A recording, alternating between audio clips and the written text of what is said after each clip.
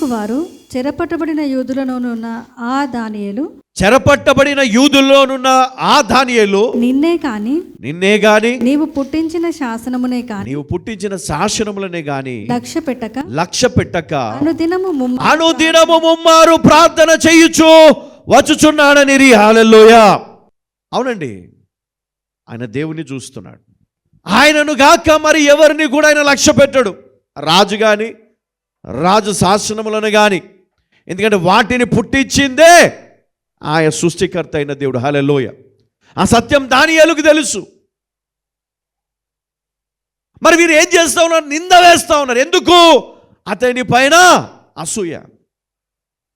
అందుకే ఎవరైనా వచ్చి పలానా వాళ్ళ మీద ఏమైనా నింద వేసి చెప్పారనుకోండి, నేను 10 సార్లు ఆలోచిస్తాను, పట్టించుకోను, నవ్వుతా.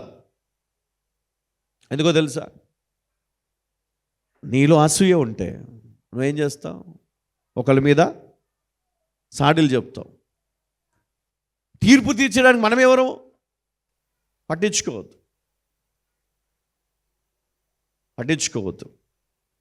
అలాగే యేసుక్రీస్తు కూడా ఈరోజు మరి నిన్ను నన్ను రక్షించడానికి వచ్చాడు అన్న సత్యాన్ని మనం గ్రహించితే గనక, మరి ఈరోజే మన జీవితాన్ని మనం నూతన పరుచుకొని దేవుని వైపు తిరిగి మనం ముందుకు సాగి వెళ్తే దేవుడు నిన్ను తలగానే ఉంచుతాడు. ఎప్పుడు కూడా గుర్తుపెట్టుకోండి, తలగానే ఉంచుతాడు కానీ తోకగా ఉంచాడు. నీవు ఆశీర్వాదముగా ఉంటావు కానీ అడుక్కునే పరిస్థితులు నీకు రానివాడు. హల్లెలూయా. ఒకవేళ ఈరోజు పరిస్థితిని కలిగి ఉన్నది అంటే కనుక నీలో ఉన్నటువంటి లోపాన్ని సరిచేసుకొని దేవుని ఎదుట మోకరించి నీ పాప జీవితాన్ని విడిచిపెట్టు. పగలు విడిచిపెట్టు, కోపాలు విడిచిపెట్టు, పంతాలు విడిచిపెట్టు.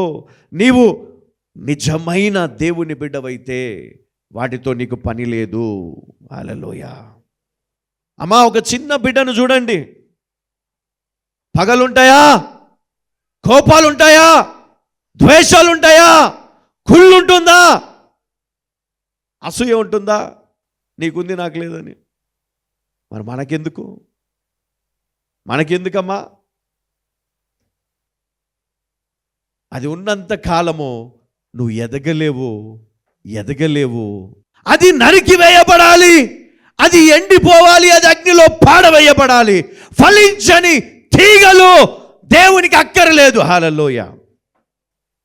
మరి ఈరోజు నువ్వు డిసైడ్ చేసుకో, నువ్వు ఫలించే తీగగా నువ్వు ఉండాలని కోరుకుంటున్నావా? లేకపోతే ఫలించే తీగలకు అడ్డుగా ఉండి ఆటంకంగా ఉండాలనుకుంటున్నావా? ఒకవేళ నువ్వు ఆటంకంగా ఉండాలనుకుంటే తప్పకుండా మరి దేవుడు ఒక దినమున వాటికి ఏం చేస్తాడండి? తీర్పు తీరుస్తాడంట. కృప యేసు క్రీస్తు ద్వారా మనం పొంది ఉన్నాం కాబట్టి మనము గనుక ఆయన ఎదుట మనము మన పాపములను గనుక విడిచిపెట్ట కోరుకుంటే ఈరోజు ఇప్పుడే వారిని దేవుడు హత్తుకుంటాడు. ఇంకెన్నడూ ఎప్పుడు వారిపైన ఆ పాపమును ఆయన కనపడనివ్వడు.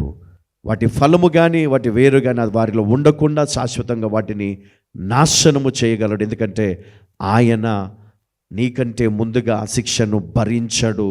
వాటిని ఆయన శరీరములోనికి మరి తీసుకోవడం జరిగింది. హల్లెలూయా, హల్లెలూయా. దేవునికి మహిమ కలుగును గాక. మరి ఇక్కడ చూడండి, దానియేలు రాజు ఆజ్ఞను ధిక్కరించెను. 6వ అధ్యాయం 10వ వచనం. ఇట్టి శాసనము సంతకము చేయబడినని దానియేలు తెలుసుకొనినను అతడు తన ఇంటికి వెళ్ళి యథాప్రకారముగా అనుదినము ముమ్మారు మోకాలుని తన ఇంటి పైగది కిటికీలు యెరూషలేము తట్టునకు తెరవబడి ఉండగా తన దేవునికి ప్రార్థన చేయుచు ఆయనను స్తుతించుచు వచ్చెను. చూడండి, ఇక్కడ శాసనము రిలీజ్ చేశారు. ఏమని? ఈ దానియేలు మరి ముమ్మారు దేవునికి ప్రార్థన చేస్తూ ఉన్నాడు. రాజు ఆజ్ఞలు కానీ మరి అక్కడ ఉన్నటువంటి శాసనములు కానీ పట్టించుకోకుండా అతడు యథావిధిగా మరి తన దేవునికి ప్రార్థన చేస్తూ ఉన్నాడు అని. నిజంగా పట్టించుకున్నాడా దానియేలు? అమ్మా, దానియేలు తన ఇంటికి వెళ్ళి యథాప్రకారముగా అనుదినము ముమ్మారు మోకాళ్ళుని తన ఇంటి పైగది కిటికీలు యెరూషలేము తట్టుకు తెరిచి మరి ఆయన తన దేవునికి ప్రార్థన చేయుచుండెను. దేవుని ప్రార్థించుటయే రాజు ఆజ్ఞను ధిక్కరించుట. హల్లెలూయా, హల్లెలూయా, హల్లెలూయా. అంటే ఇక్కడ ఆయన ఉద్దేశం ఏంటి? రాజు శాసనమును ఆజ్ఞలను ఆయన ధిక్కరించడంలో ఆయన ఉద్దేశం ఏంటి అంటే, ఎవరైనా నిజమైన దేవుడని నమ్ముతా ఉన్నాడు. ఆయన నమ్మిన ఇజ్రాయేలు దేవుడే నిజమైన దేవుడు అని తను నమ్మాడు. మరి దాని పరిణామం ఎట్లా ఉంటుంది? ఏమైనా సరే నాకు సంబంధం లేదు, ఏది ఏమైనా మోకరించాడు, ప్రార్థిస్తూనే ఉన్నాడు. మరి అలాంటి జ్ఞానము మనకుందా? అలాంటి తెగింపు మనలో ఉందా? ఒకడు వచ్చి అంటాడు, నువ్వు నీ దేవునికి ప్రార్థన చేస్తే నీ ఉద్యోగం పీకేస్తా అంటే నువ్వు మానేస్తావు. నీ చేతిలో బైబిల్ కనబడితే ఇంట్లో నుంచి వెళ్ళగొడతాము అంటే నువ్వు ఏం చేస్తావు? లోపల పడేస్తావు. మనలో ఏం లేదు, దానియేలు వంటి తెగింపు లేదు. అందుకే క్రైస్తవులను అణగదొక్కుతున్నారు. అంటే దానియేలుకు తెలుసు, అంటే ఎక్కడ ఎట్లా ఉండాలో తెలుసు, ఎవరిని ఎదిరించాలో తెలుసు, ఎవరిని ఘనపరచాలో తెలుసు, ఎవరిని ప్రార్థించాలో తెలుసు, ఎవరిని కీర్తించాలో తెలుసు కదా. మనలాగా ఎవరిని పడితే వాళ్ళను కీర్తించరు, ఎవరిని పడితే వాళ్ళను ఆరాధించరు. మరి ఈయన జీవం గల దేవుణ్ణి మాత్రమే సేవిస్తారు. రాజుగారి కొరకు రాజుగారు మరి ఉన్నతమైనటువంటి పదవి ఇచ్చాడు కదా, మరి ఆయన ఆజ్ఞలను ధిక్కరించడం కరెక్ట్ కాదు కదా అని అనుకోలే. ఏనే నిజమైన దేవుడు. హల్లెలూయా, హల్లెలూయా. ఎక్కడైనా ఎప్పుడైనా ధైర్యంగా నువ్వు నిలబడాలా నీ దేవుని కోసం. అప్పుడు దేవుడు నీ కోసం నిలబడతాడు. హల్లెలూయా. తర్వాత మనం చూస్తే 6వ అధ్యాయం 26 నుండి 28 వరకు మనం చూస్తే, మరి రాజు దానియేలు దేవుడు నిజమైన దేవుడని సాక్ష్యం ఇచ్చుట గురించి మనం ఇక్కడ చూస్తాం. 26 నుండి 28 వరకు, నా సముఖమున నియమించినదేమనగా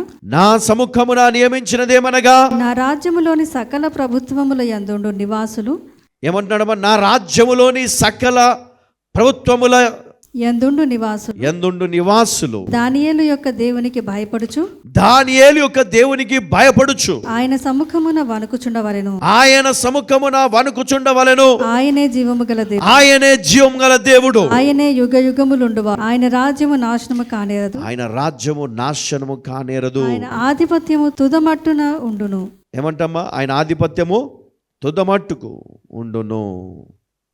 తర్వాత, ఆయన విడిపించువాడును రక్షించువాడునయుండి పరమందును భూమి మీదను సూచక క్రియలను ఆశ్చర్య కార్యములను చెయ్యువాడు. ఆయనే సింహముల నోటు నుండి ఈ దానియేలును రక్షించెను అని వ్రాయించెను.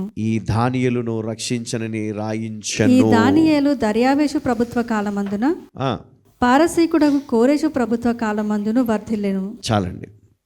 రాజుగారు ఒక శాసనము, రాజుగారి ముద్రతో మరి ఆ రాజ్యమంతటా కూడా మరి ఈ విధముగా మరి ఉండాలి, ఈ విధంగా జరగాలి, ఈయనే నిజమైన దేవుడు. దానియేలు దేవునికి భయపడుచు మరి ఆయన సముఖమందు వణుకుచుండవలెను. ఆయనే జీవం గల దేవుడు అని ఆయన గొప్ప సాక్ష్యం ఇస్తూ ఉన్నాడు. కాబట్టి ఈ లోకములో మానవ జీవితం అల్పమైనది. సేవకులు ఎంతోమంది వస్తుంటారు, పోతుంటారు. కానీ మనం విన్న వాక్యం మట్టుకు మనం ఎప్పుడు మర్చిపోవద్దు, హృదయంలో దాచుకోవాలి. దాన్ని బట్టి మన జీవితాన్ని మార్చుకోవాలి. మన జీవితాన్ని మార్చుకోవడమే కాదు, దానికోసం మనము మన పిల్లల్ని సిద్ధపరచాలి. సాక్ష్యం నువ్వు కూడా కలిగి ఉండాలి. వారి పిల్లలు అది కొనసాగుతూ ఉండాలి. ఏదో ఒక రోజు కోసం కాదండి. హల్లెలూయా.